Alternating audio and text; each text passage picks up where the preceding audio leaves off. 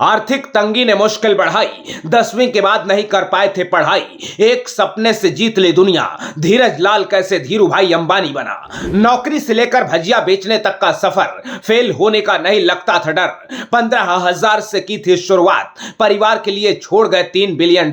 एक एक मिनट का रखते थे हिसाब, घूमने फिरने का नहीं था शौक, बाजार से घर, घर से बाजार, 24 घंटे सोचते थे व्यापार। जिसे देखकर लोगों ने सीखा, बदल देगी आपके जीने का तरीका।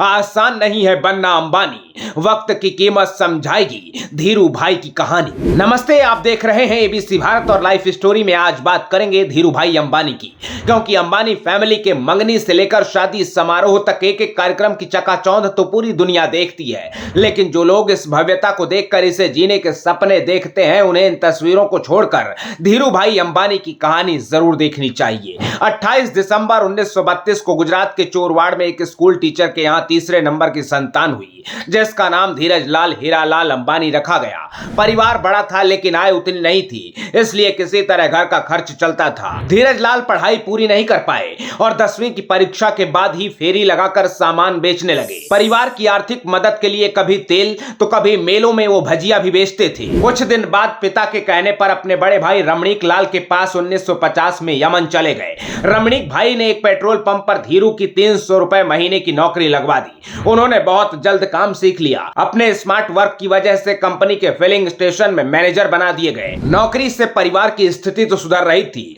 लेकिन धीरज लाल को सिर्फ इतना मंजूर नहीं था। वो यमन से वापस आए और मुंबई में किराए के मकान से बिजनेस शुरू कर दिया।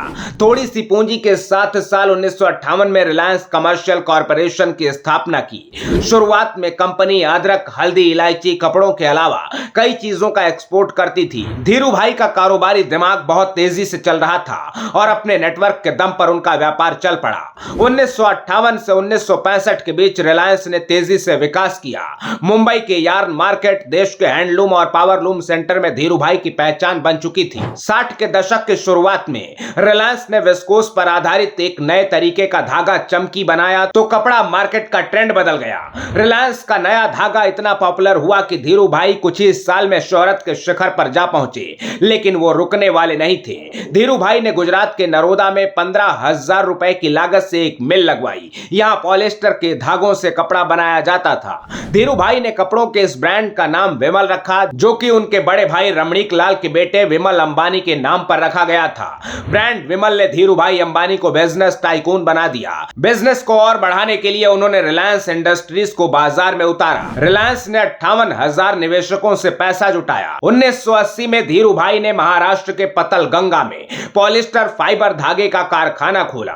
धीरू भाई ने 1991-92 में हजीरा पेट्रोकेमिकल प्लांट की शुरुआत की और 1992 में रिलायंस ग्लोबल मार्केट से फंड जुटाने वाली देश की पहली कंपनी बनी।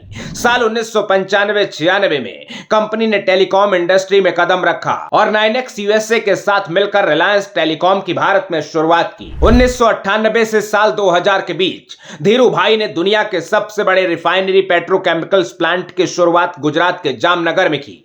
बिजनेस के इस क्रांतिकारी दौर में धीरू भाई के सभी राजनेताओं और राजनीतिक दलों से अच्छे संबंध रहे, जिसका फायदा उन्हें अपना व्यापार बढ़ाने में लगातार मिलता रहा। जब इंदिरा सरकार ने पॉलिस्टर फिलामेंट यार्न की मैन्युफैक्चरिंग को प्राइवेट सेक्टर के लिए खोला तो टाटा बिरला पीछे छूट गए और धीरू भाई अंबानी ने बाजी मार ली। रिलायंस को मैन्युफैक्चरिंग प्लांट लगाने का लाइसेंस मिल गया। कहा जाता है कि प्रणब मुखर्जी और धीरू भाई अंबानी के संबंध भी बहुत अच्छे थे। जब वीपी सिंह वित्त मंत्री बने तो धीरू भाई से उनके रिश्ते अच्छे नहीं थे।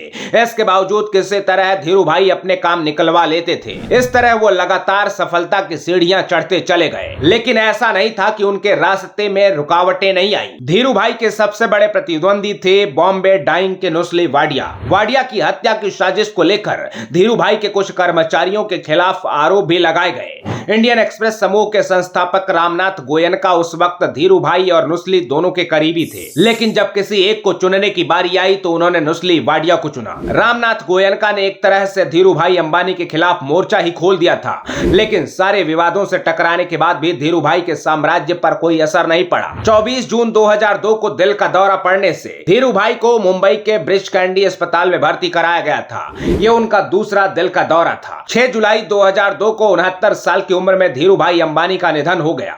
उस वक्त वो फोर्ब्स की लिस्ट में दुनिया के 138वें सबसे अमीर व्यक्ति थे और इस तरह कुछ हजार रुपए से अपनी पहली मिल शुरू करने वाले धीरू भाई अंबानी 40 साल बाद 2002 में अपने परिवार के लिए 2.9 बिलियन डॉलर की संपत्ति छोड़कर गए। आज रिलायंस इंडस्ट्रीज लिमिटेड दुनिया के दिग्गज कंपनियों में शुमार है। अब रिलायंस इंडस्ट्रीज लिमिटेड 12 लाख करोड़ रुपए की कंपनी हो गई है। धीरू भाई के बाद बिजनेस उनके दोनों बेटों मुकेश और अनिल अंबानी ने संभाला। बाद में अंबानी ब्रदर्स के बीच विवाद हुआ और संपत्ति का बंटवारा हो गया। जब धीरू भाई अंबानी का कारोबार शुरुआती दौर में था तो उन्हें दिन रात काम करना पड़ता था। काम के अलावा जितना भी वक्त मिलता था वो परिवार के साथ बिताते थे।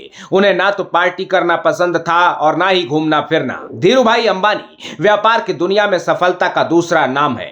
कैसे एक पकौड़े बेचने वाला लड़का इतना महान बिजनेसमैन बन गया, यह कहानी सबको रूटीन जिंदगी के सर्कल से बाहर निकलकर कुछ नया और बड़ा करने का हौसला देती है। लाइफ स्टोरी के नए वीडियो में बात करेंगे किसी और महान हस्ती के बारे में। अभी आप इस कहानी को शेयर करना बिल्कुल ना भूलिएगा। इसमें आपको सिर्फ 2 सेकंड लगेंगे लेकिन हमारी घंटों की मेहनत सफल हो जाएगी। अपना ख्याल रखिए, आते रहिए। जय हिंद।